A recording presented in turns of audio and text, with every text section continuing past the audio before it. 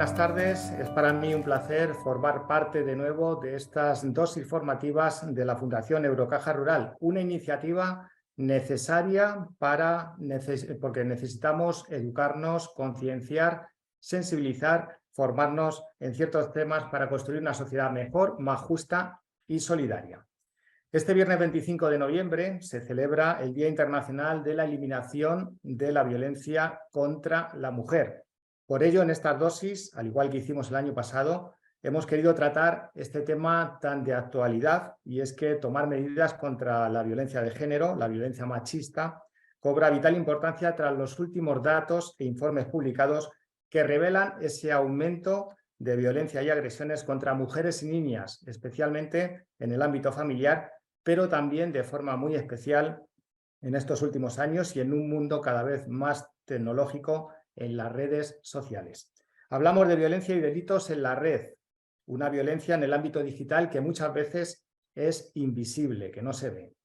Dentro de los delitos cometidos a través de las TIC han aumentado los que integran la denominada violencia digital, entendiendo por esta la que se comete y expande a través de medios digitales como son las redes sociales, el correo electrónico o aplicaciones de mensajería móvil, y que causa daños a la dignidad, la integridad y la seguridad de las víctimas.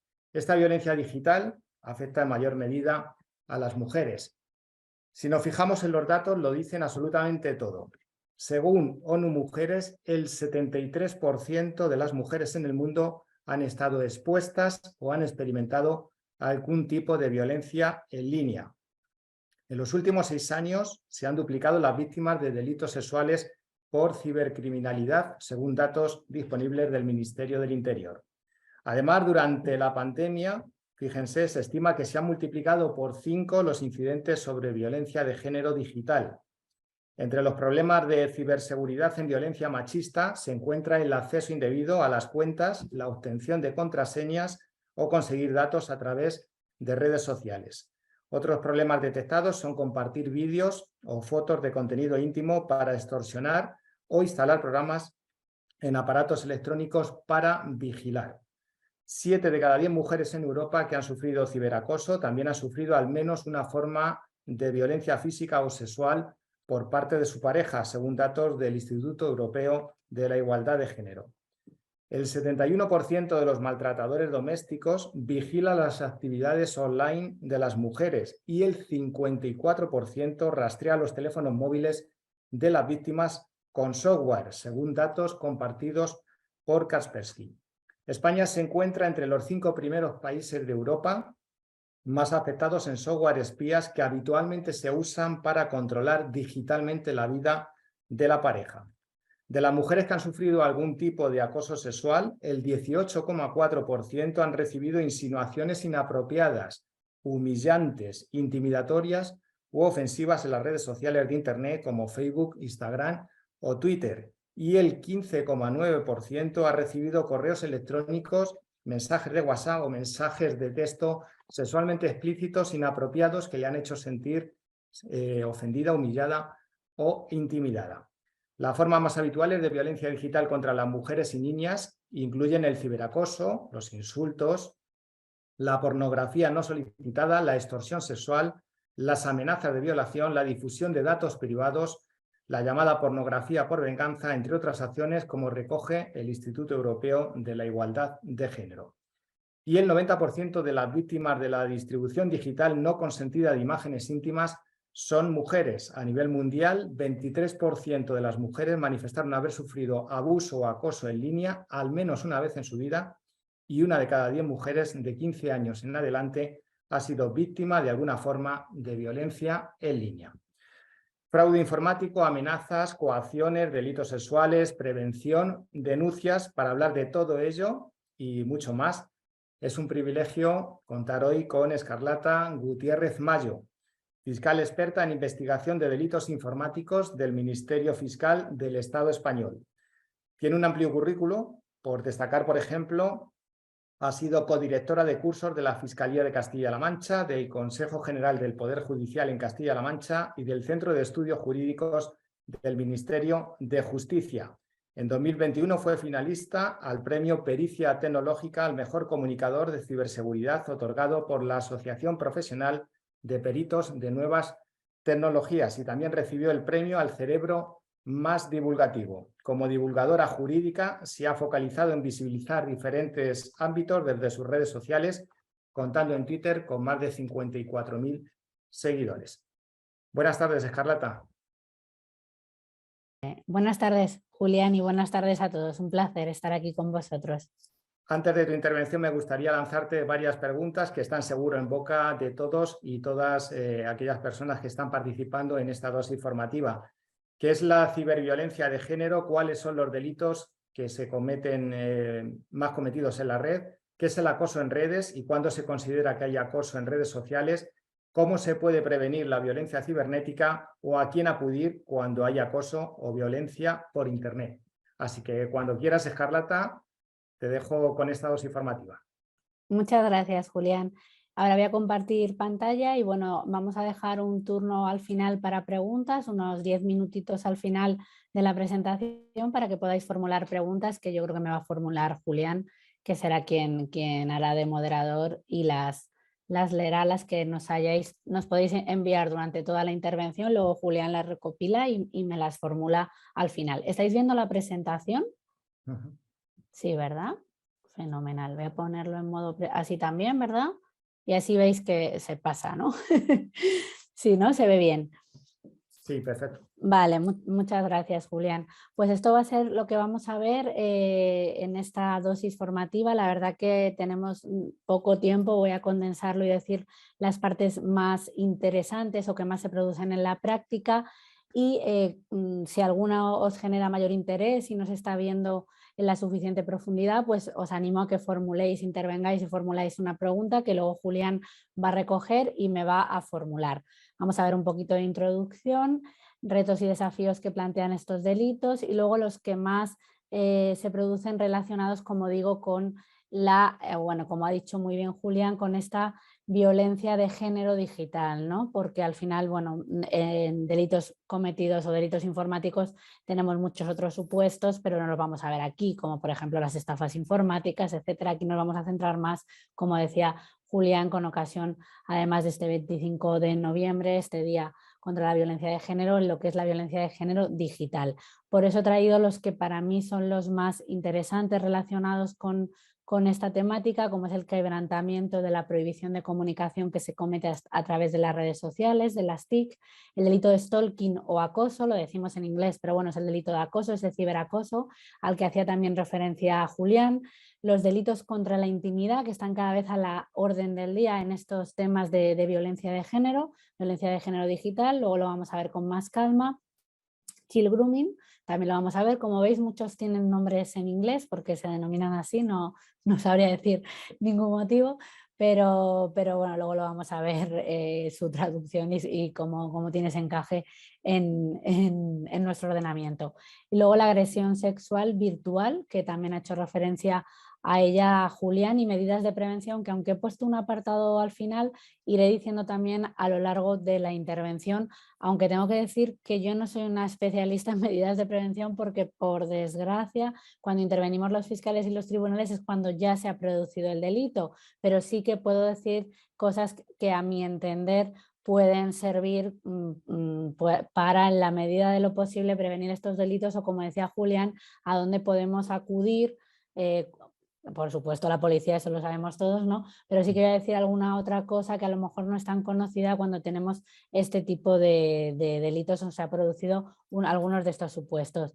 Como digo, aunque he puesto un apartado ahí, voy a irlo diciendo a lo largo de la exposición cuando estemos viendo los delitos. Mi idea es no estar mucho más de 50 minutos para dejar 10 minutos de preguntas. Espero ceñirme al tiempo. Bueno, esta parte la voy a decir muy rápido porque además Julián lo ha dicho mucho, ha insistido y lo ha dicho de manera mucho más completa que lo que yo podría ahora decir, pero sí que es verdad que quería hacer una referencia a que las redes sociales, las TIC y las redes sociales tienen una gran implantación en España.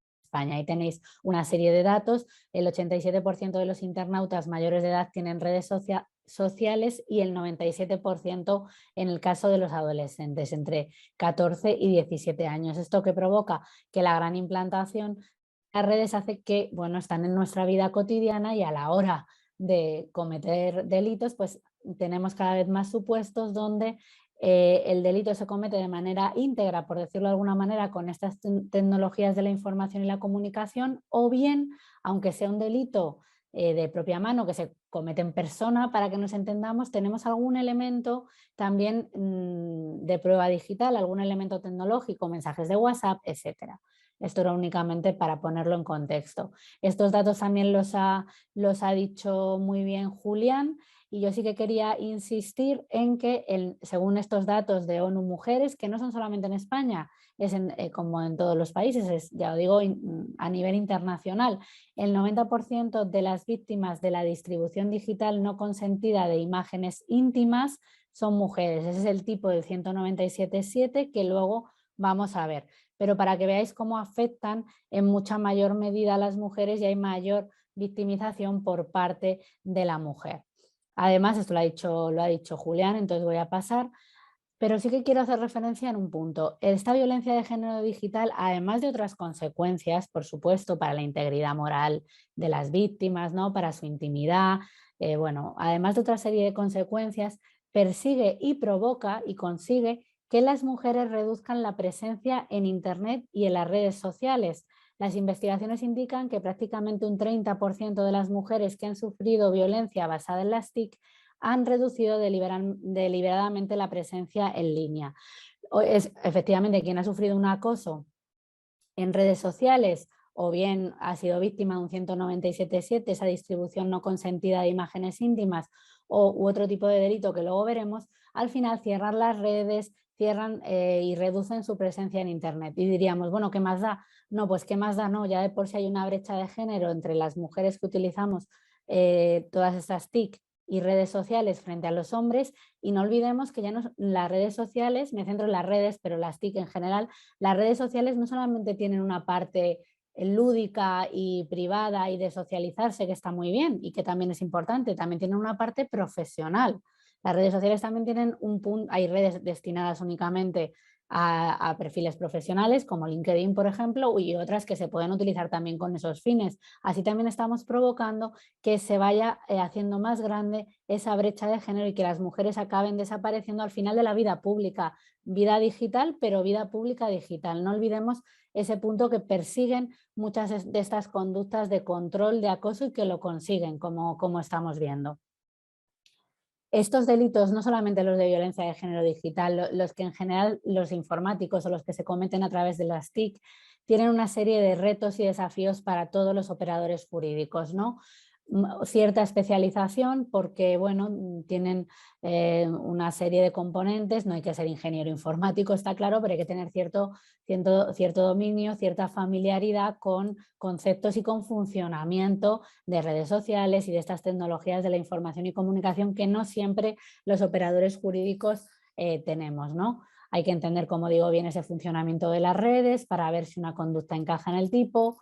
Además hay que estar constantemente estudiando, aprendiendo porque están continuamente cambiando, y luego tienen, pero no van a ser objeto de esta ponencia porque no nos da tiempo, si luego tenéis cualquier duda encantada de resolverla, tienen peculiaridades a la hora de investigar estos delitos y luego aportar la prueba al proceso. Bueno, las redes sociales permiten pues anonimato, una serie de cosas que pueden en determinados casos dificultar las investigaciones, ¿vale? Es verdad que esto en violencia de género digital se suele producir menos porque se sabe que es la pareja o es pareja, pero bueno, podría generar problemas si se abre cuentas con otros usuarios, etcétera, ¿vale? Esto, como digo, no nos va a dar tiempo en principio, no lo traigo como objeto de la ponencia porque no daba tiempo a todo, pero si genera cualquier duda, encantada de resolverla. Y luego pongo al final escasa conciencia del bien jurídico protegido. Aquí me refiero a la intimidad. Los delitos contra la intimidad, que luego vamos a ver, que va, por supuesto, el 197.7, pero ya no solo eso, coger el móvil de la pareja para ver los mensajes o meterte en el correo electrónico, esos son delitos contra la intimidad. que están castigados con pena de 1 a 4 años, además, 197.1, y es muy raro encontrar una denuncia donde solo se denuncie eso.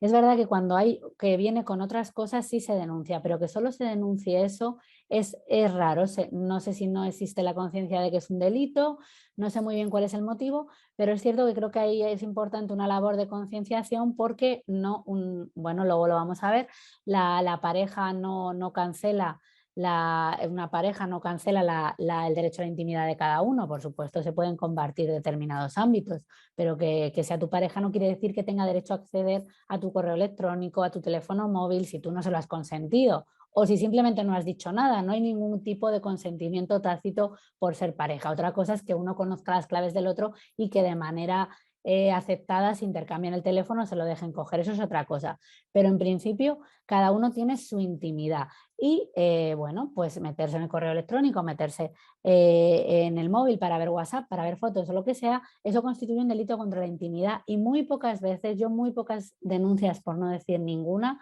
ni sentencias cuando lo he estudiado, se han producido denunciándose solo eso. Cuando ya va con otras cosas, sí, y ahora luego veremos algún caso, pero solo eso no. Entonces creo que nos falta tener esa conciencia del bien jurídico, ¿no? Intimidad en este punto y sobre todo en el ámbito de la pareja.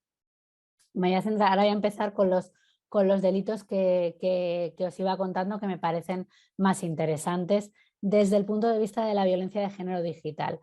El quebrantamiento de la prohibición de comunicación es, bueno, como sabéis, puede ser una pena o puede ser una medida cautelar o medida de seguridad, es decir, se puede haber puesto en una sentencia o bien en un momento previo como una medida cautelar en una orden de protección, la prohibición de aproximación y la de comunicación. ¿Qué pasaba? Se empezaban ya a plantear supuestos, porque bueno, está el típico de obviamente no puedo llamarla, no le puedo mandar un mensaje, tal, pero ¿qué pasaba con dar me gusta a una publicación de Facebook, con ver su estado de WhatsApp o poner yo un estado de WhatsApp o hacer una publicación en una red social? Había muchos supuestos que no estaba claro si suponían un quebrantamiento de condena o de medida cautelar. Y es que este delito, en caso de violencia de género, está castigado con pena de prisión. No es que nos estemos jugando una multa entre lo que interpretemos o no. Aquí tiene una pena de prisión, como veis, el apartado segundo de 6 meses a 1 año. No es ninguna tontería, ¿no? Y había casos en los que un tribunal, ahora lo vamos a ver, entendía que no había quebrantamiento a solución o entendía que sí lo había, condena. ¿Vale? Voy a decir algunos casos. Igual aquí también nos falta pues eso, cierta concienciación y especialización, porque si no sabemos, o cierto conocimiento, no sé cómo llamarlo, pero si no sabemos ni lo que es un estado de WhatsApp, que puede ocurrir que no lo sepamos, pues hombre, nos va a costar luego más ver cómo puede eso atentar contra el bien jurídico protegido, que en estos casos el bien jurídico protegido, como es quebrantamiento, es la administración de justicia, pero como estamos en casos de violencia de género, también es el sosiego de la víctima, ¿vale? Eso es importante tenerlo en cuenta. ¿Cuáles eran los supuestos más problemáticos? Como estoy diciendo, estoy yendo muy al grano de cada caso porque quiero tratar varios temas. Sé que no lo puedo explicar con profundidad, pero como digo, me someto a las preguntas de lo que haya generado más interés. ¿Cuáles eran los casos que nos planteaban mayores problemas? Lo que ha quedado claro es, os digo algunos supuestos que están claros ya, obviamente un mensaje directo en una red social no hay ninguna duda que quebranta y que es un mensaje, ¿no? Y que habría una condena. ¿Qué ha aclarado también la jurisprudencia? Que una llamada perdida y un mensaje de WhatsApp eliminado quebrantan la prohibición de comunicación. O sea, lo típico que se manda un mensaje y luego se elimina y le aparece a la persona mensaje eliminado, eso supone un quebrantamiento, se entiende por mensaje. Esa sentencia de la Audiencia Provincial de Ciudad Real que os pongo ahí lo dice. Eso ya podríamos decir que no hay lugar a duda. Y luego, ¿qué supuestos sí que plantean problemas y hay jurisprudencia contradictoria de las diferentes audiencias provinciales? El tema de los estados de WhatsApp. El caso, que supongo que todos sabéis lo que son, es esa posibilidad que ofrece, pero se ha planteado con WhatsApp, pero lo ofrece Instagram con sus stories, lo ofrece también Facebook con las stories que tiene y lo ofrecerán más redes sociales. Son publicaciones que duran 24 horas y que para poder acceder a ellas tienes tú que pinchar, ¿no? Todos sabemos, yo creo, lo que son los estados de WhatsApp, pero bueno, por si acaso lo digo. ¿Qué supuestos planteaban dudas? Y hay jurisprudencia contradictoria. En los casos en que el acusado o bien ya condenado que tiene una prohibición de comunicación con la víctima, pone un estado de WhatsApp dirigido a ella, tiene que ser dirigido a ella, porque si pone una montaña, pues no. Un estado de WhatsApp, como sabéis, pueden ser fotos o también puede ser texto que se escriba, un estado de WhatsApp dirigido a ella y la persona que tiene a su favor, la víctima la llamaremos, para no tener que decir cada vez la persona que tiene a su favor la orden de protección o que se ha impuesto la pena, bueno, la víctima, él pincha y ve la historia, ¿no? Y ve esa historia si fuera Instagram o Facebook o estado de WhatsApp, ¿no? Ese es el tema. La mayoría, ¿eso es un quebrantamiento? No es un quebrantamiento. No es tan sencilla la cuestión porque él no manda el mensaje como estamos acostumbrados a entender, sino que lo pone ahí para que se vea y es ella la que entra. Pues ahí había la mayoría, por decirlo de alguna manera, o bastantes audiencias provinciales, entre otras también esta de Ciudad Real, entendía que no había quebrantamiento porque no se manda un mensaje de texto, porque es la víctima la que pincha y la que consulta ese estado de WhatsApp. Esto, como digo, era la mayoría de las sentencias. ¿Qué pasa? Que esta sentencia, y hay más, ¿no? Pero fundamentalmente esta sentencia de la Audiencia Provincial de Santa Cruz de Tenerife de 2020 de 28 de enero, en este caso el acusado puso un estado de WhatsApp que ponía: voy a despedazar tu ridícula y estúpida familia en cuestión de segundos. Te doy mi palabra. Ya van a pasar 6 meses, recuerda esto. Ya van a pasar 6 meses porque era cuando tenía el tiempo que tenía de pena de prohibición de comunicación y de aproximación, ¿vale? O sea que no había duda de que se dirigía a ella. Bueno, pues aquí la audiencia confirma, porque condenó el juzgado de lo penal, la audiencia confirma esa condena por quebrantamiento y además por amenazas, ¿vale? Dice que el acusado era conocedor que insertando ese mensaje como estado de WhatsApp iba a llegar, bueno, porque además dice que es cualquier tipo de comunicación directa o indirecta cuando se pone estas penas, sabía que le iba a llegar y quería que le llegase a la víctima, sin que además dice que se pueda utilizar este procedimiento, este método, ¿no? De poner el estado como subterfugio para eludir esa prohibición de comunicación. Yo la verdad que comparto esta visión que realiza la sentencia, entendiendo que quien pone ese estado de WhatsApp claramente dirigido a la víctima, porque vuelvo a repetir, si pones una foto de un solo o de cualquier otra cosa, no tendría ningún sentido, por mucho que la víctima entrase. En este caso, si va dirigido a la víctima, yo entiendo igual que el acusado, quien tiene esa prohibición de comunicación, es consciente de que está poniendo un mensaje que puede ser visualizado, que va a ser visualizado y de hecho quiere que le llegue a la víctima, pues claramente además está dirigido a ella. No puede utilizarse las redes sociales para pues eso, eludir o ser un subterfugio, como dice la sentencia, de la prohibición de comunicación, ¿vale? Pero es algo que no está extendido, o sea, no opinan, hay jurisprudencia contradictoria de audiencias provinciales. Yo creo que aquí sería bueno un pronunciamiento del Tribunal Supremo, porque en unos sitios están absolviendo y en otros están condenando y es una pena de prisión. Para eso justo se tiene que unificar por parte del Supremo la jurisprudencia para que haya una seguridad jurídica, como podéis entender. Pero como veis son cosas que no están tan claras.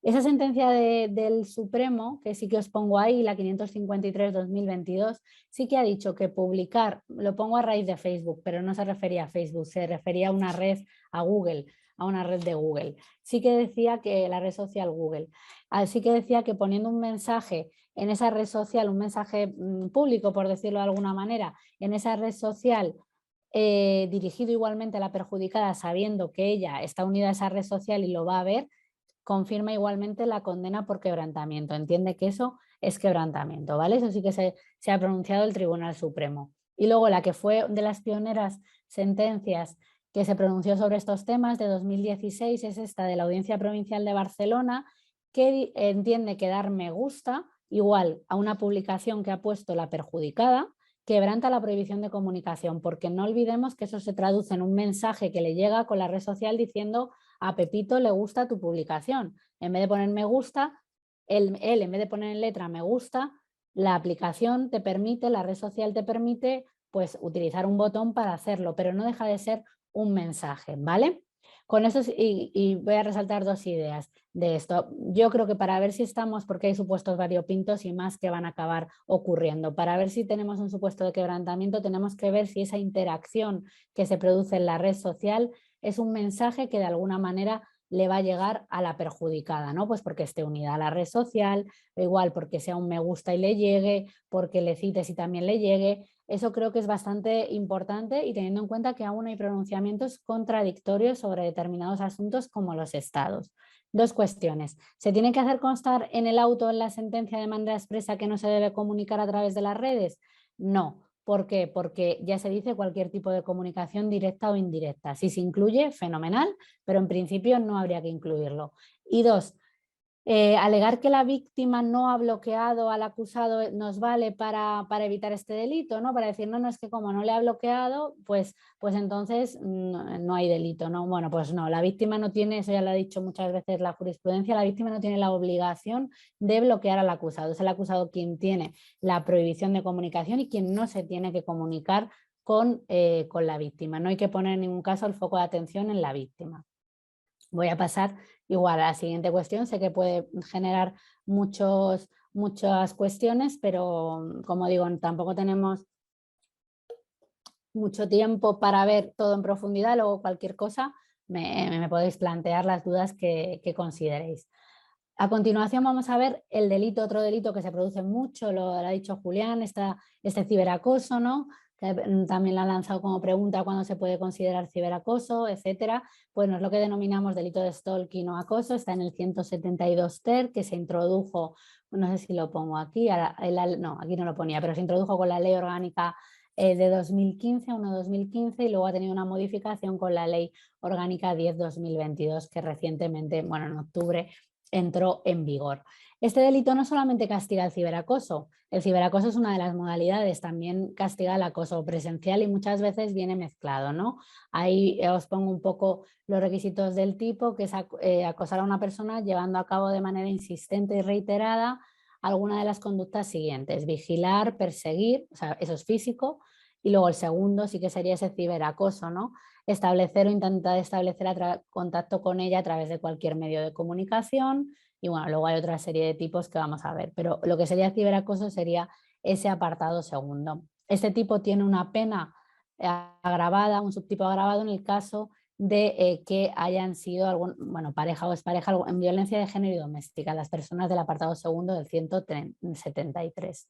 Pero no solamente está previsto para esos casos, cualquiera, alguno que he tenido no tenía ninguna relación entre ellos, pero es verdad que se producen muchos casos, sobre todo de rupturas de pareja, que una de las partes, generalmente suele ser el hombre, no acepta la ruptura y, entre otras cosas, realiza esas conductas de acoso. Se tuvo que meter este tipo en 2015 porque era muy complicado encuadrarlo en cualquiera de los otros, porque a veces solamente le seguía el trabajo, pero no le insultaba, no le amenazaba, no le pegaba, simplemente estaba ahí cada vez que la víctima salía a la calle o le llamaba insistentemente, etcétera. Vuelvo a reiterar que no se tiene que obligar aquí a la víctima que bloquee un número de teléfono ni nada parecido, ¿vale? Ella no tiene ningún tipo de obligación en este punto. Ha metido esta ley 10-2022 que os comentaba, que ha modificado este precepto, el apartado quinto, que luego voy a hacer una mención más extendida, ¿no? El que sin consentimiento del titular utilice la imagen de una persona para realizar anuncios o abrir perfiles falsos en redes sociales, páginas de contacto o cualquier medio de difusión, ocasionándole una situación de acoso, hostigamiento, humillación. Esto es para estos perfiles falsos que se creaban en redes sociales para humillar, pues como digo, a la víctima, perfiles fake para meterse y humillar a la víctima. Eso no tenía encaje en el Código Penal, se podía perseguir por la vía civil, por la propia imagen, pero no tenía encaje en el Código Penal, o desde luego, vamos, yo no lo conocía. Luego vamos a ver cómo algún supuesto así había castigado la jurisprudencia, pero no tenía encaje. Y esto lo quiero diferenciar de otro supuesto que sí venía regulado y que también se producía mucho y se produce en ámbito de violencia de género y por venganza, que son los casos en los que, pues eso, por un supuesto de venganza o porque se ha terminado la relación, se sube una foto de la pareja, ¿no? Una foto real además, pero bueno, que no tiene por qué ser íntima, una foto normal que se puede sacar de una red social, se sube generalmente en una página de contactos, ¿no? Y se pone el número de teléfono real: hola, soy Margarita, mi número de teléfono es tal y me gustaría tener sexo por favor escríbeme o llámame. Con eso se provocaba que no era el acusado, no era él el que la llamaba, pero haciendo eso provocaba que terceros de manera continua le estuvieran llamando. Imaginaos además qué tipo de mensajes o llamadas podía recibir con ese tipo de anuncios. Eso también tenía muy difícil encaje en el Código Penal y ya en el 2015 se introdujo específicamente como una modalidad de acoso. Eso por una parte. Y el que se ha metido ahora en 2022 es en los supuestos en los que se crea ese perfil falso, haciéndote pasar, todos lo hemos visto, con personajes públicos y no públicos. También esto se produce mucho en el ámbito del ciberbullying, en el caso de menores de edad, que una manera ya de humillar a compañeros es hacer esos perfiles falsos, pues poniendo cosas estúpidas o insultando, haciendo como que es la persona, ¿no? Pues igual, tenía difícil encaje y eso se ha introducido en 2022 y ha entrado en vigor en el 7 de octubre, hace muy poquito. Ahí viene la jurisprudencia y dice un poco los elementos, que es lo que nos decía, lo que preguntaba Julián, cuando se considera ciberacoso. Bueno, pues ciberacoso o acoso presencial, necesitamos que la actividad sea insistente, reiterada. Eso de que no esté legítimamente autorizado, yo es que casi me lo salto, porque no creo que nadie esté legitimado para acosar. No sé si se metió por el tema de los cobradores estos del FRAC, los que iban, que no sé, quiero pensar, es que no, porque no entiendo en qué supuesto, pero bueno, por eso me lo salto, y que produzca esa grave alteración de la vida de la víctima. Así que ha dicho esa sentencia del Supremo que la grave alteración de la vida de la víctima se puede desprender de datos objetivos, es decir, si durante 3 días ha recibido 40 llamadas y además, imaginaos, en horas nocturnas, no hace falta que me digas cómo te ha quitado el sueño, te ha producido miedo, tal, porque ya de esos hechos objetivos se puede deducir que eso tiene que producir la grave alteración de la vida de una persona media, ¿no? De una persona normal. Claro, aquí se nos plantean muchos casos de cuánto tiempo es necesario, 1 día, 2 días, 1 semana. No, yo no me sé un criterio y el Tribunal Supremo no lo dice, ¿no? Pero yo por mi experiencia o mi opinión, más o menos, también depende de la intensidad, ¿eh? Porque, bueno, 2 días con 40 llamadas no es lo mismo que 2 días con 1 o 2 llamadas, ¿vale? También depende mucho del tiempo e intensidad, pero sí que es verdad que a lo mejor con una intensidad grave, 3, 4 días me parece que serían suficientes. Con una intensidad media, 1 semana, una cosa así. No puedo deciros una regla porque cada caso es un mundo, es muy complicado saberlo y no puedo decir yo, esto pues obviamente no estamos en ciencias exactas, no puedo deciros pues 3 días, 20 llamadas y depende de la hora, es imposible, ¿no? Pero sí que es verdad que hay que combinar esos 2 parámetros, ¿no? Duración en el tiempo e intensidad. Y bueno, no hace falta que sea 1 mes, yo creo que ya en 1 semana, unos días, si es muy intenso, puede ser suficiente. Desde luego, como vamos con medidas, también tratamos tema de medidas de prevención. ¿Qué podemos hacer para evitar esto? Pues no tengo la panacea, porque claro, sería muy fácil decir bloquear el contacto, pero es que ha habido muchos casos en los que se ha bloqueado el contacto y se han llamado desde otro número, han llamado desde otro perfil, se han creado otra cuenta. Sí que es verdad que, bueno, yo, por supuesto, pues oye, bloquear sí, no voy a decir que no sea, esto no es necesario bloquear o decir que se ha bloqueado para tener el delito. No quiero que se confunda la parte penal de perseguirlo con la parte de la recomendación que yo pueda hacer, pues como particular, más, o que bueno, con cierta experiencia, pero no dejo de ser un particular en eso.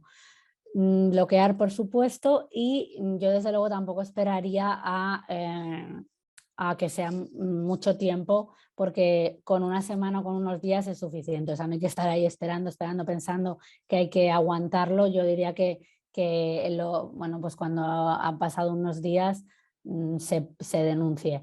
También quiero decir, a efectos esos de prevención, que no, bueno, no es óbice para este delito, pero desde luego es que suele pasar y además es un subtipo agravado, que se haya tenido una relación con esa persona. O sea, el hecho de que se haya tenido una relación o que se tenga una relación con esa persona no supone que tengas que aguantar esto, ¿vale? Eso parece algo obvio, pero a lo mejor no es tan obvio en caso de personas con menos edad, menos tal, creen que porque han tenido tal, bueno, pues tengo que aguantar esto. Pues no, eso me parece obvio decir, o sea, parece muy obvio, pero luego no es tan obvio, ¿vale? Lo que no tienes por qué aguantar este tipo de conductas y desde luego se tienen que denunciar. Y a efectos ya luego de prueba y de investigación, pues no borrar esos mensajes, no me voy a meter en tema de prueba, pero sí que no borrar esos mensajes ni ese listado de llamadas ni nada, que a veces lo borramos del terminal porque ya no queremos saber más del tema porque estamos agobiados o por el motivo que sea, no borrarlo. O sea, se puede bloquear y no se borran las conversaciones. Es más, en aplicaciones como Facebook, los mensajes privados, si está bloqueado no puedes acceder a ellos, pero si se desbloquea se pueden volver a acceder a esos mensajes, ¿vale? O sea, bloquear yo lo entiendo, pero no borremos porque si luego tenemos que llevarlo al procedimiento es la prueba. Y obviamente en esto no lo estamos pensando en ese momento, pues porque la gente no vive ni conoce ni vive pensando en aportar prueba a un procedimiento como es natural. Pero eso sí que lo digo como recomendación, por supuesto, bloquear, denunciar pasado un tiempo y no borrar listado de teléfono, mensajes ni nada, ¿vale? Yo entiendo que en un momento para querer olvidarse se puedan borrar, pero luego puede que no, pero pueden ser necesarios a efectos de un procedimiento penal. Bueno, estos supuestos requieren denuncia, salvo en los casos de violencia de género. Y ahora pasamos a la parte de los delitos contra la intimidad, que son mis favoritos. Son los que más, es que decir favorito en un delito suena raro, pero es verdad que bueno, son los que más he estudiado y los que me generan más curiosidad y sobre los que más he escrito, ¿no? Voy a verlo igual muy resumidito porque no tenemos tiempo para abarcarlo todo, por desgracia. Estos delitos vienen regulados, ahí lo ponen, ese título 10º del Código Penal, son los artículos 197 a 201. El núcleo y la base es el 197, que tiene bastantes apartados. Tuvieron una importante modificación por la Ley Orgánica 1/2015, que entre otras cosas y a lo que a nosotros nos interesa, cambió muchas otras cosas, ¿no? Pero lo que a nosotros nos interesa introdujo el 197.7, ese apartado 7, que es el denominado sexting, que se introdujo, luego lo vamos a ver por el caso que yo creo que todos recuerdan de Olvido Hormigos, ¿no? Ese envío de imágenes que lo hace la víctima, ¿no? Pero que luego posteriormente se difunden sin consentimiento de la misma y que tuvo que ser archivado penalmente porque no constituía ningún delito tal y como estaba el 197 entonces. Ahora luego lo veremos. Han sido modificados también por la Ley Orgánica 10/2022, que ha introducido otro apartado también muy interesante en este artículo 197.7. Como digo, luego lo vamos a ver. Y esa circular de la Fiscalía General del Estado que cito ahí, que se puede encontrar en la página web de fiscal.es en documentación, lo desarrolla la modificación de estos delitos. Bueno, estas son un poco las leyes que lo han modificado, pero antes de entrar en el 197.7 voy a hablar un poco de los tipos básicos.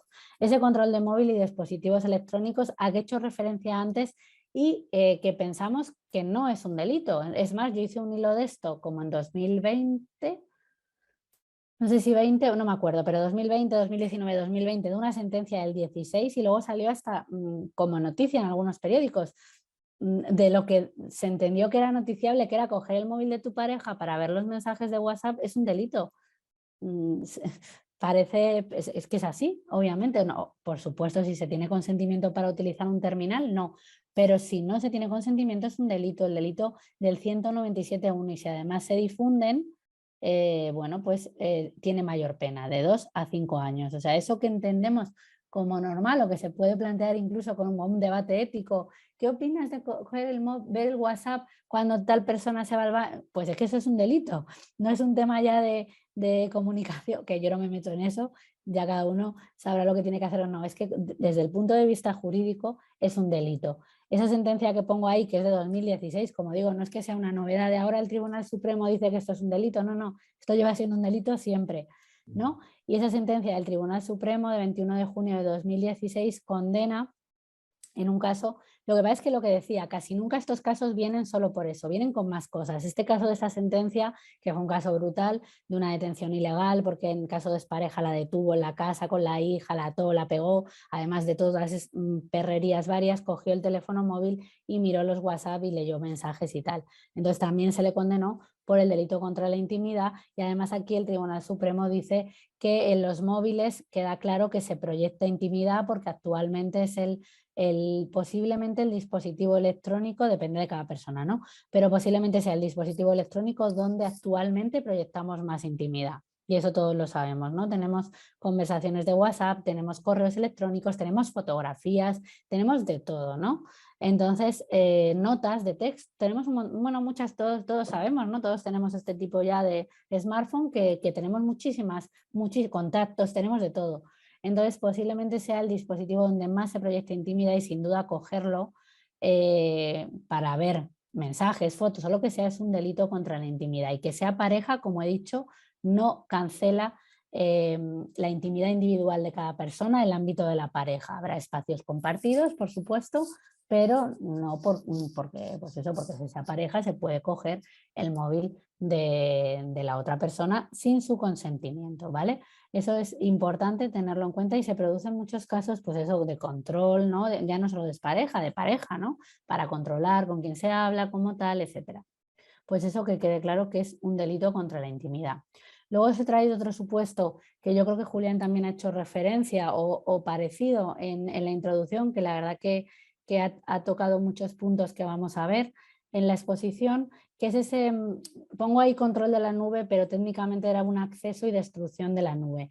En este caso, el acusado, aprovechando que la nube, donde guarda, creo que todos sabemos lo que es la nube, ¿no? Donde se guarda información, la nube donde la perjudicada tenía toda la copia, la víctima tenía toda la copia de su teléfono móvil, o de sus dispositivos electrónicos de Apple, estaba asociada a un correo electrónico del acusado. Entonces, en el contexto de ruptura de la relación, aprovecha esa circunstancia para acceder al contenido de la nube, enterarse de una serie de cuestiones privadas, de conversaciones, etcétera, y de fotografías, y además destruir el contenido de la nube.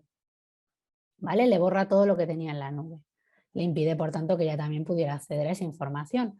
Pues esta sentencia del Tribunal Supremo confirmó, que os pongo ahí, la condena del órgano de instancia a 3 años y 10 meses de prisión, que es bastante, de hecho no se suspende la pena, ya superior a 2 años, con excepciones, ¿no? Pero superior a 2 años no se suspende, se va a prisión por un delito de descubrimiento y revelación de secretos del 197.2, en concurso ideal con otro de coacciones. Coacciones por impedir hacer lo que la ley no prohíbe, le impedía acceder al contenido de la nube.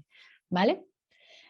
En este caso, en este delito, el bien jurídico protegido del 197.2 es la libertad informática. Bueno, este tipo castiga el acceso inconsentido a archivos informáticos que contengan ficheros de contenido personal, ¿vale? Y era el caso, una nube, pero podríamos también condenar por este delito cuando se entra en, que lo decía también Julián, cuando se entra en una cuenta de Facebook, cuando se entra en una cuenta, se puede considerar también que son archivos informáticos que tienen ficheros de contenido personal, ¿vale? O sea que esto cada vez, como digo, los supuestos son, hay muchos casos, ¿no? Yo tuve un caso en el que efectivamente por utilizarlo de mecanismo de control entraba en la cuenta de Facebook, le cambiaba además la contraseña y se ponía su correo para recuperarla, entonces ella le tenía que hablar y bueno, un lío así, más que por averiguar el contenido, que también era para provocar que ella tuviera que estar continuamente teniendo relación con él, ¿no?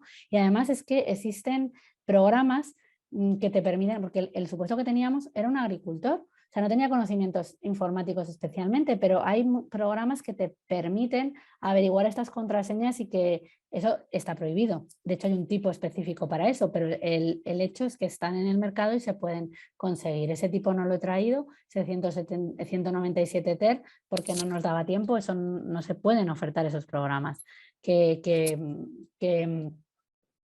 permiten averiguar contraseñas, entrar en sistemas, eso, pero el hecho es que están y la gente los utiliza, y tenemos esto en casos de no de hacker informáticos, en caso de personas normales con un conocimiento de informática medio, ¿vale? Y luego ya sí que vamos a nuestro tipo por antonomasia, ¿no? O de los delitos contra la intimidad en el ámbito de la violencia de género, que es ese 197.7 que, como he dicho, introdujo la Ley Orgánica 1/2015 y luego se ha producido una modificación ahora con la Ley 10/2022. Este tipo, como veis, castiga, la pena tampoco es especialmente alta, ¿vale? Porque es de prisión de 3 meses a 1 año o multa, podría ser multa, al que sin autorización de la persona afectada difunda, revele o ceda a terceros imágenes o grabaciones audiovisuales de aquella que hubiera obtenido con su anuencia, o sea, con su consentimiento, en un domicilio o en cualquier otro lugar fuera del alcance de la mirada de terceros, cuando la divulgación menoscabe gravemente la intimidad personal. ¿Qué pasa? Claro, ¿por qué se tuvo que introducir este tipo? Porque con los que había, el 197.1, que es el tipo básico, no se podía castigar porque el 197.1 solo es para los casos en los que ha habido un apoderamiento ilícito de las imágenes, no cuando la víctima te las ha dado o te ha consentido que grabes. Por eso no se podía meter en el 197.1 ni todos los que derivan de él.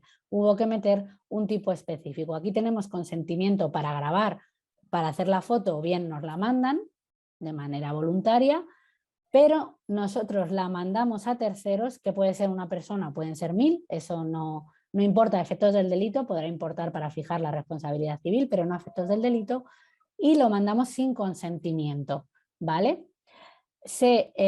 Cuando menoscabe gravemente la intimidad personal. Lo que introdujo, lo digo ahora y lo voy a repetir después, pero lo digo ahora. Digo denominado delito de sexting porque está mal denominado entre comillas. No exige el tipo que sean imágenes de contenido sexual. Lo que pasa es que la mayoría de las veces es así. Es un desnudo, una grabación de contenido erótico, pero no lo exige el tipo. Como veis, y si lo podéis leer, se dice bueno, que sean fuera de la mirada de terceros cuando menoscabe gravemente la intimidad. Podría ser imágenes que hagan referencia a una enfermedad, por ejemplo, a una situación económica, etcétera. Pero es verdad que la mayoría de los casos se refieren a contenido de carácter sexual o un desnudo, etcétera, ¿vale?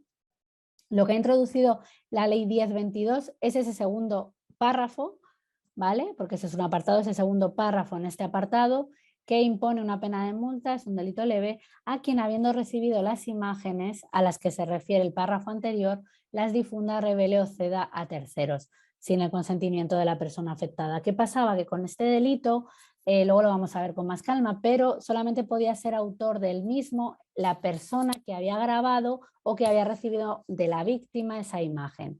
Cuando ya lo difundía, y luego esa persona lo difundía y lo difundía, obviamente no se hacen virales por una única persona. Como sabéis, estos casos se hacen virales por muchísimas personas que luego reenvían. A esas personas que luego reenviaban era muy complicado perseguirlas. Desde luego por el 197.7 no, podría ser a lo mejor por algún delito contra la integridad moral si lo acompañaban de comentarios y tal, pero solamente el reenvío, simplemente recibir un vídeo y reenviarlo, no tenía encaje en el Código Penal. Entonces ya se entendió que eso también merecía un reproche penal y se introdujo este apartado, que no puedo decir ningún caso de aplicación porque es que entró en vigor en octubre. Ya plantearán problemas pues, de conocimiento, de prueba, de conocimiento de que no haya consentimiento para difundir, me imagino, porque como digo, no ha habido ningún supuesto. Ya nos irá planteando problemas en la práctica, pero bueno, por ahora ahí está. Y luego este 197.7 ya decía desde 2015 que hay mayor pena cuando los hechos se han cometido por el cónyuge o persona que esté ligado por análoga relación de afectividad, o si la víctima es menor o con discapacidad, o si se hubieran hecho con una finalidad lucrativa.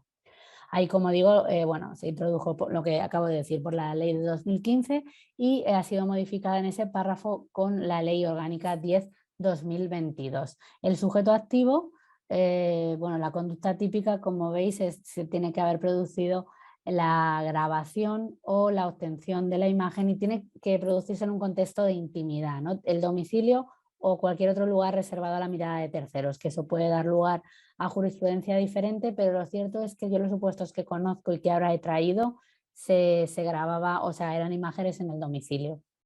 No hemos tenido todavía un supuesto que pueda generar más miga, por decirlo de alguna manera, un portal a lo mejor, ¿no? O un recoveco en algún edificio, aunque sea de acceso público, eso habría que verlo, un baño, ¿no? Eso habría que verlo. Pero la verdad que yo no conozco todavía supuestos sobre eso. Y luego sujeto activo, como digo, es esa primera persona que graba o recibe la imagen de la víctima, pero ahora también quien posteriormente la recibe y envía, si bien con un tipo atenuado, con menos pena. Hay un par de sentencias del Tribunal Supremo que se pronuncian sobre este delito, que son la 70/2020 y hay otra que es de 2022. En este caso, el acusado reenvió sin consentimiento una imagen de un desnudo completo de la perjudicada. Se lo mandó a la pareja de la perjudicada, ¿vale?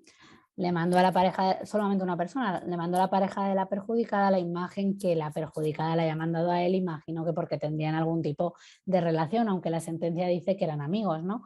Pero bueno, por los hechos parece que tenían algún tipo de relación y que por a lo mejor venganza o cualquier motivo, que a lo mejor ella no quisiera, digo a lo mejor porque digo que me parece por lo que es la vida, pero en los hechos probados no lo dice. Pues a lo mejor por venganza, porque no quería continuar o por el motivo que fuera, le mandó la foto al novio pues para que se enterara, ¿no? De imagino que tenían algo. Es como digo, lo voy completando yo, pero también para que veamos que es en el contexto de violencia de género, ¿no? O de venganza. Y en este caso, el Tribunal Supremo confirma la sentencia y dice que no debe tratarse necesariamente de la difusión de imágenes de carácter sexual, aunque sea lo predominante, que debe ser un contenido que menoscabe gravemente la intimidad personal, es decir, una foto de una persona viendo la tele en su casa vestida, pues no estaríamos en este delito, ¿vale? Que reenviarlo a una única persona integra el tipo, no hace falta que se mande a 200, con una sola ya tenemos el tipo. Y además aquí hay un punto muy interesante que dice que no, lo dice porque el letrado decía que bueno, que si la víctima se expone que es su problema, ¿no? Poco menos el letrado de la defensa. Y aquí dice el Supremo que no hay que estigmatizar a la víctima por enviar fotografías íntimas. Dice expresamente esto. No puede entenderse que fue la propia víctima la que creó el riesgo de difusión remitiendo la propia foto al acusado. Quien remite a una persona a la que confía la foto expresiva de la intimidad no está renunciando anticipadamente a esta ni está sacrificando su privacidad. Esto creo que es importante tenerlo en cuenta. ¿Por qué? Porque en la prevención y también en la represión, pero sobre todo que en la prevención de los delitos estos, que luego yo diré alguna cosa para prevenir, se centra mucho en que no se manden imágenes de contenido íntimo, ¿no? Sería muy fácil que yo llegara aquí y dijera, bueno, no, yo recomiendo que no se manden imágenes de contenido íntimo porque a saber, tal, yo esto lo he oído muchas veces. Pues no, yo me niego a decir eso y creo que es un enfoque completamente erróneo. Por supuesto, hablando de personas mayores de edad en plena capacidad, todos nos entendemos, ¿no? Creo que cada persona en ejercicio de su libertad de desarrollo de la personalidad, libertad sexual, puede enviar las imágenes que considere oportuno, solo faltaba. Creo que no hay que poner ese foco de atención en la víctima, hay que ponerlo en que quien recibe una imagen de contenido íntimo no tiene que redifundirla bajo ningún concepto, ni tiene que enseñarla, ni tiene que mandarla, ni tiene que hacer nada. Ya no solamente porque no tenga que hacerlo, es que es un delito, ¿vale? Es que es un delito, hay que poner el foco de atención en el acusado, no otra vez en las mujeres, no hay que mandar, no hay que hacer, porque digo que normalmente son las víctimas mujeres, pero ya no solamente eso, sino que el 90%, ¿no?, de las mujeres, pero para que veáis el sesgo de género que hay en estos delitos de victimizar mucho más a la mujer, ¿no? Muchas veces lo que reenvían el acusado, esta persona, ¿no?, que por ejemplo porque termina una relación, por el motivo que sean, son vídeos donde él también aparece, porque son vídeos manteniendo relaciones sexuales y para él no pasa nada, pero toda la victimización, toda la humillación, todo recae sobre la mujer, ¿no? Y todos conocemos supuestos a nivel nacional e internacional, ¿no?, donde incluso han provocado el suicidio de víctimas, ¿no?, este tipo de delitos. Pero a veces las imágenes también salía el hombre, pero en los hombres no hay esa victimización. O sea, lo que yo no voy a decir es que no se mandan esas imágenes. Cada uno que mande, solo faltaba, en ejercicio de su libertad, lo que quiera. El foco de atención hay que ponerlo en quien recibe esa imagen. Quien recibe una imagen de contenido íntimo no tiene que volver a difundirla. No lo tiene que hacer pues por un mínimo de educación y de todo, pero es que no lo tiene que hacer porque es un delito, ¿no? Porque está atentando contra el bien jurídico, intimidad, incluso podría ser integridad moral, ¿vale? Ahora sí que os diré un punto más de prevención que de prevención de a quién podemos acudir, porque este delito no le veo yo manera de, quiero decir, más allá de decir a la gente que no hay que difundir las imágenes que ha recibido en un ámbito de privacidad, pero ahora sí que os diré un punto de poder a dónde acudir, ¿no?, si esto ocurriese. Esta otra sentencia es parecida a la anterior, lo que pasa es que aquí la otra era una imagen de un desnudo completo, ¿no?, de cuerpo entero, y aquí es únicamente del torso, ¿no?, del pecho de la mujer desnuda, igual en su dormitorio. El tema interesante es que aquí la audiencia provincial entiende que solo el torso no integra el tipo porque no vulnera la intimidad. Y el Tribunal Supremo ahí, estimando también el recurso de acusación particular y del fiscal, entiende que el torso desnudo de una mujer, por supuesto que integra el tipo. Obviamente, si fuera el brazo o el codo, no, pero el pecho es una parte que va íntimamente vinculado pues a la intimidad de la mujer, ¿no? Entonces eso lo dice que tanto cuando es desnudez completa como parcial, siempre que afecte ámbitos tan íntimos como es el torso completamente desnudo para la mujer. Parecía obvio, ¿no? Pues la audiencia provincial, el Tribunal de Instancia, en su momento no entendió que no concurría el delito porque solamente era el torso, ¿eh? O sea que lo que puede parecernos obvio, luego no lo es tanto. Antes de pasar al siguiente punto, voy a decir aquí lo que os decía de qué podemos hacer. No sé si conocéis que la Agencia Española de Protección de Datos, que es un órgano administrativo, no es un tema penal, tiene una cosa que se llama canal prioritario. ¿Vale? Este canal prioritario permite que se denuncien, es administrativo, no es penal, pero denuncien administrativamente hechos que podrían tener también encaje penal, pero se pueden denunciar pues, relativos a eso, a difusión de imágenes, de este tipo de imágenes, o también contenido violento de otro tipo, pero lo que aquí nos interesa es este tipo de imágenes. Y lo bueno que tiene es que es bastante rápido y más que los tribunales. Me parece que en 48 horas consiguen dictando una resolución administrativa, no porque todo lo puedan, dictando una resolución administrativa que ese contenido sea retirado de redes sociales, porque el problema en estos delitos es que el daño se viraliza muy rápido y luego es muy difícil quitar esas imágenes de las redes, aunque se hayan quitado la gente puede haberlas guardado, etcétera.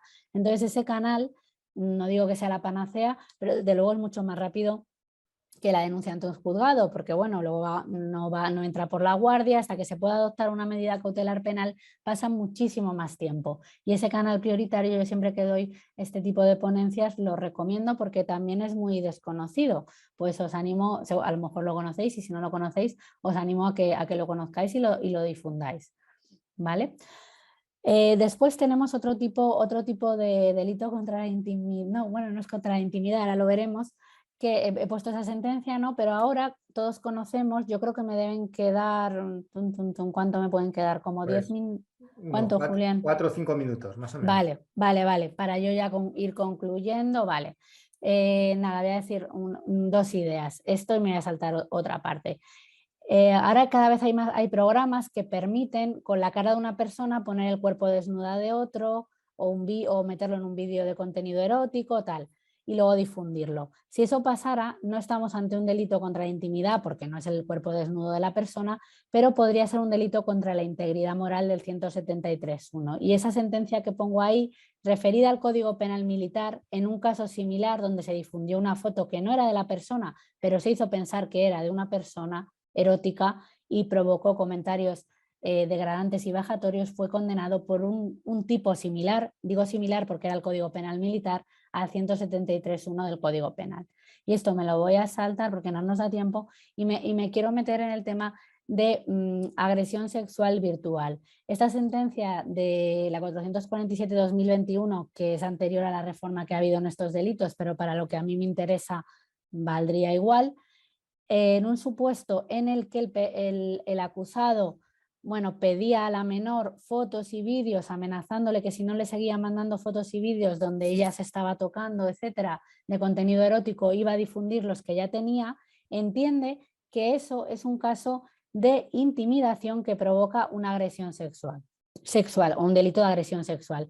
Para esto hay que entender dos ideas, que el delito de agresión sexual, ya decía la jurisprudencia, que se produce tanto si yo toco con violencia o intimidación, como si hago que la víctima se toque sobre sí misma, por eso permite que se cometa de manera virtual, por decirlo de alguna manera, y dice claramente que amenazar con difundir esos vídeos entre los contactos es claramente una intimidación, ¿no? Define ciberviolencia, habla de ese marco de intimidación compuesto por explícitas amenazas de que lo va a difundir y además mete ese párrafo que es literal de la sentencia y que va en consonancia con todo lo que he dicho, que cuando tales datos se relacionan con la sexualidad junto a la divulgación indiscriminada y en especial si la víctima es mujer y a consecuencia de constructos sociales marcados muchas veces por hondas raíces ideológicas, patriarcales y machistas, activan en la red mecanismos de criminalización, humillación y desprecio, muchísimo más para las mujeres que para los hombres, ¿vale? Entonces, nada, con medidas de prevención, haya puesto ahí, pero ya no voy a decir más, que ya lo has ido diciendo, con los menores, os recomiendo una guía que ha sacado la Agencia Española de Protección de Datos y UNICEF muy cortita, para menores, de más que un móvil, ¿no? Que ahí os pongo alguna recomendación. Y ya me voy a someter, bueno, he escrito un libro sobre coordinar un libro de delitos informáticos y otro de prueba digital que se desarrolla todo esto con muchísima más amplitud, y para ya no comerme más tiempo de preguntas, creo que voy en tiempo, me someto a las preguntas que queráis formularme. Muchísimas gracias. Muchas gracias, Escarlata. Es un tema muy extenso, muy interesante y que da para muchísimas horas. Vamos con algunas preguntas que nos han hecho llegar algunos de los asistentes. Por ejemplo, nos preguntan, difundir una imagen que proviene de un delito, entiendo que también es ilegal. ¿Qué penas hay? Una imagen que proviene de un delito, pero como una imagen que proviene de un delito contra la intimidad, o sea, si es de un delito o una imagen de que han grabado un robo, no termino de entender. Si proviene de un delito contra la intimidad, que es el Sí, 197. contra la intimidad. Ah, vale. Preguntan. Pues ese sí que sería el 197, el apartado tercero, prevé una pena para quien, habiendo recibido las imágenes sin haber tomado parte en el descubrimiento, por ejemplo, si yo hackeo un ordenador para coger fotos de carácter íntimo y yo se las paso a Julián, Julián no ha intervenido en eso, pero si Julián posteriormente lo difunde, tiene también una pena atenuada, eso es el 197.3, si no me estoy equivocando. O 4, sí. Pero sí, está previsto una pena. Y en el 197.7, el apartado segundo, también. Preguntan, ¿cómo concienciar a la sociedad, sobre todo a los jóvenes? Uy, no sabría. Pero sí que es verdad que he puesto unos tips respecto de los jóvenes, que aquí lo puedo decir más, pues yo digo, como particular, ¿no? Aparte de esa guía que os recomiendo que le echéis un ojo, sí que creo que es importante que a los menores, cuando le demos el móvil o posteriormente, hay que enseñarles cómo funcionan las redes sociales y los riesgos y peligros que entrañan.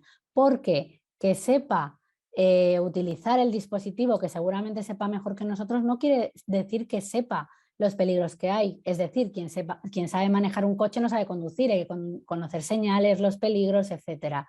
Y a veces no, o también a veces los padres no conocen. Yo entiendo que a veces pasa un poco por todo. Pues hay que enseñarles, mira, es que a lo mejor estás hablando con una persona que pone María 12 años y una foto de una niña, pero a lo mejor hay un señor detrás de 50 años, como nos ha pasado muchísimas veces, porque es un mecanismo donde los pederastas captan menores. Estos los menores no lo van a saber, y mejor que no lo tengan que aprender por su propia experiencia. Si nosotros podemos aportarles todos esos riesgos, mucho mejor. Prohibirlas no es la solución. Yo he tenido casos donde menores que mandaban fotografías, tal, que los padres le habían quitado el móvil, le habían prohibido las redes, y bueno, se hacía una cuenta en el móvil de la amiga porque no lo vas a encerrar con una llave. O sea, prohibir las redes y prohibirlo no es la solución. Es verdad que hay programas de control parental, del tiempo de los programas. ¿Se puede registrar indiscriminadamente el móvil del menor? Lo había puesto ahí. Pues a ver, en teoría no, porque los menores también tienen derecho a la intimidad, también frente a los padres, pero es verdad que la jurisprudencia lo ha admitido en casos en los que se entienda que el menor puede estar en una situación de riesgo, ¿no? Por ser víctima de un delito, etcétera, pero sí que hay que tener cierto conocimiento y cierta explicación a los menores para que ellos aprendan los peligros y riesgos que pueda haber, y estar un poco pendiente si se ve que el menor pues tiene situaciones de nerviosismo, ¿no? Estar un poco pendiente de las señales. Vamos con la siguiente. Dice, un menor que difunde una imagen de su pareja, también menor, ¿cómo se juzga? Bueno, los menores están sujetos a responsabilidad penal, como sabéis, si tienen de 14 a 18 años y cometen alguna de las conductas previstas como delito en el Código Penal. Si ese menor tiene entre 14 y 18 años y comete ese 197.7, está sujeto a la responsabilidad penal del menor, que eso lo llevan los fiscales de menores. En vez de penas tienen medidas de seguridad, pero sí está sujeto a una responsabilidad penal con las peculiaridades que ello tiene, como lo tiene si cometen un robo, vaya. Con menos de 14 ya no habría esa responsabilidad penal. Otra pregunta, ¿se puede registrar el móvil de una persona con discapacidad adulta? Esto parece el trivial, ¿no? Porque vamos, pin, pin, pin, pin.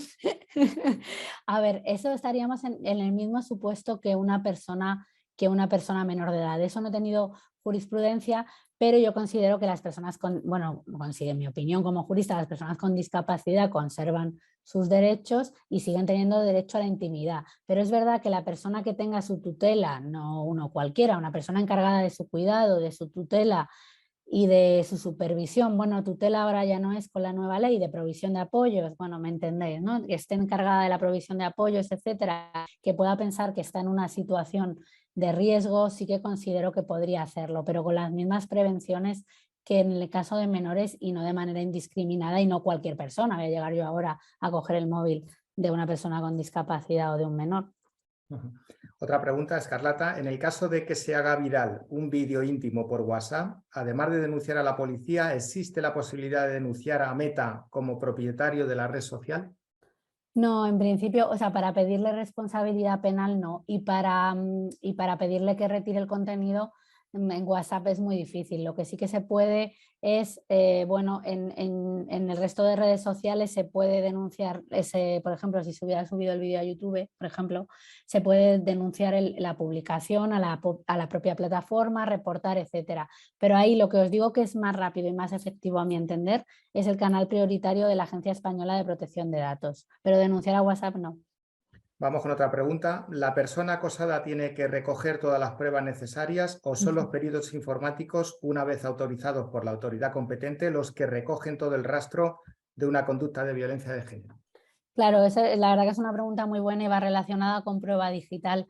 En principio las personas no tienen por qué recoger nada, pero yo sí que decía esa prevención para no borrar pruebas porque todo lo que se pueda facilitar, aunque se pueda luego recuperar el contenido, pero todo lo que se facilite pues mejor. Y si cuando vamos a denunciar aportamos pantallazos, además del teléfono móvil, ¿no? Que lo va a ver luego el letrado de la Administración de Justicia o si hace falta una pericial lo aportamos, pero si podemos ya ir aportando pantallazos, listados de llamadas, etcétera, facilita bastante la investigación y la posterior condena, pero sí, efectivamente si no luego un perito lo puede hacer. Pues una última pregunta que me gusta hacer en mis programas, en Héroes Anónimos, en Castilla-La Mancha Media, y que me gustaría trasladarte.